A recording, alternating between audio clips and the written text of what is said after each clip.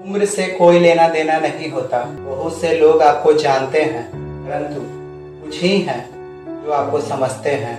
लेकिन श्याम को बुरी संगत का असर हो रहा था। वह उसे हर बार नजरअंदाज कर देता।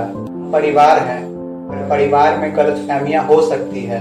उस समय स्वयं की ही गलती बताकर किसी तरह श्याम को रोक लेता है। उसकी आंखों से आंसू रुकने का नाम ही नहीं ले रहे थे। सच्ची दोस्ती और रिश्ते मजबूत बनते हैं। उम्र से कोई लेना देना नहीं होता। जहाँ हमारे विचार मिलते हैं, वहाँ सच्ची दोस्ती हो ही जाती है। याद रखिए, समझ ज्ञान से ज्यादा गहरी होती है। बहुत से लोग आपको जानते हैं, परंतु कुछ ही हैं जो आपको समझते हैं। आइए, मैं आपको एक छोटी सी कहानी सुनाता हूँ। राम और श्याम एक ही परिवार के दो भाई थे। राम बड़ा और श्याम छोटा। राम 35 साल का था और श्याम 18 साल का। उम्र में बड़ा अंतर होने के बावजूद भी उनकी दोस्ती और समझ गांव में मशहूर थी। एक दिन उनके पिता की अचानक मृत्यु हो गई। यह परिवार के लिए बहुत बड़ा सदमा था। राम ने जिम्मेदारी संभालने का निर्णय लिया और श्याम को पढ़ाई पर ध्यान देने को कहा।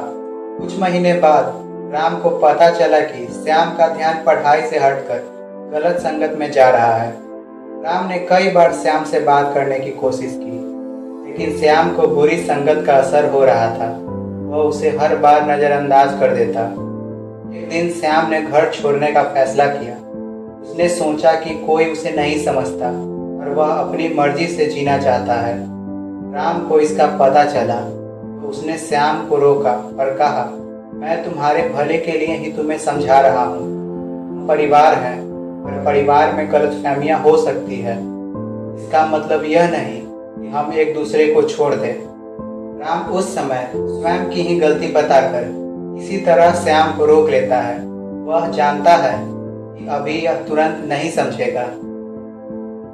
जब श्याम रुक गया तो राम ने उसे बड़े प्यार से समझाया। श्याम अपनी गलती समझ गया। उसकी आंखों से आंसू रुकने का नाम ही नहीं ले रहे थे। राम ने उसे गले से लगा लिया। बस इतनी सी थी यह कहानी।